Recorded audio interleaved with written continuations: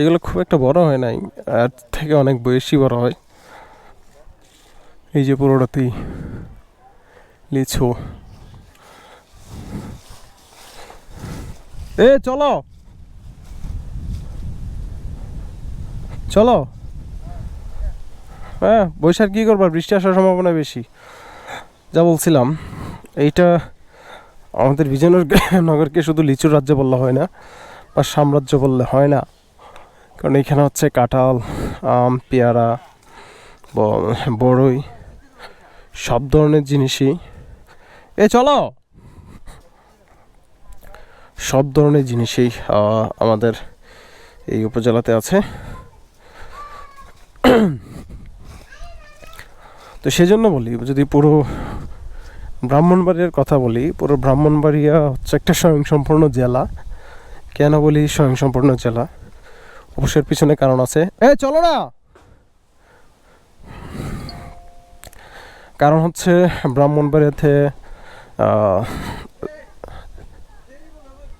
দেরি হইব, তাহলে আমি যাই গে। আল্লাহ হাফেজ। এই যে দেখা যাচ্ছে কিনা জানি না ওই গাছটাতে, মানে আগায় দিও। ওই গাছটাতে দেখা যাচ্ছে এই যে বাতাসে দুলতেছে লিচু। ওইদিকে পিছন দিকে আর অনেক অনেক বাগান আছে, অনেক বাগান। ওইদিকে গেলাম না, নাকি এদিকেই চলে যাচ্ছি, যেহেতু মেঘাচ্ছন্ন আকাশ, বৃষ্টি পড়ার সম্ভাবনাটা বেশি। এই যে যে জন্য বলছিলাম ব্রাহ্মণবাড়িয়া হচ্ছে স্বয়ংসম্পূর্ণ জেলা। কারণ ব্রাহ্মণবাড়িয়াতে আপনি দেখেন এখানে হচ্ছে বিদ্যুৎ কেন্দ্র, সার কারখানা, হ্যাঁ, গ্যাস। ব্রাহ্মণবাড়িয়ার মধ্যে সব থেকে বেশি গ্যাস উত্তোলন হয়। তারপর হচ্ছে একটা স্থলবন্দর, তারপর সমুদ্র বন্দর, যাই বলেন না কেন, যেন আশুগঞ্জ একটা বন্দর, নদী বন্দর বা সমুদ্র বন্দর যাই বলি। তারপর হচ্ছে আখাউড়া স্থলবন্দর, যেটা হচ্ছে বাংলাদেশের বৃহত্তম দ্বিতীয় স্থলবন্দর হিসেবে ধরা হয় আখাউড়া।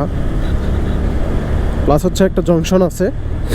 আর এখানে হচ্ছে ব্রাহ্মণবাড়িয়াটা দুইটা পার্টে ভাগ করা, একটা হচ্ছে ভাটি এলাকা, একটা হচ্ছে টান এলাকা, যেটাকে আমরা উঁচু এলাকা হিসেবে বলি।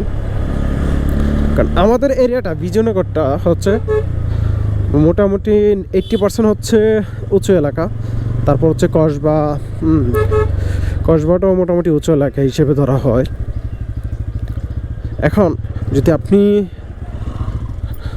এটা হচ্ছে মুকুন্দপুর রেল স্টেশন, এক কথা থেকে আরেক কথা চলে যায়। আর এটা হচ্ছে বিজয়নগরের মধ্যে একমাত্র রেল স্টেশন হিসেবে ধরা হয় না, এইটাই একমাত্র রেল স্টেশন আমাদের বিজয়নগরের জন্যে। যা বলছিলাম, দুইটা পার্ট কেন হয়েছে। ভাটি এলাকাতে হচ্ছে আপনি যদি চান প্রচুর পরিমাণে মাছ আপনি পাবেন, দেশীয়, তাও দেশি মাছগুলা আপনারা পাবেন। চাষের তো এটা অ্যাভেলেবেল সব জায়গাতে থাকে।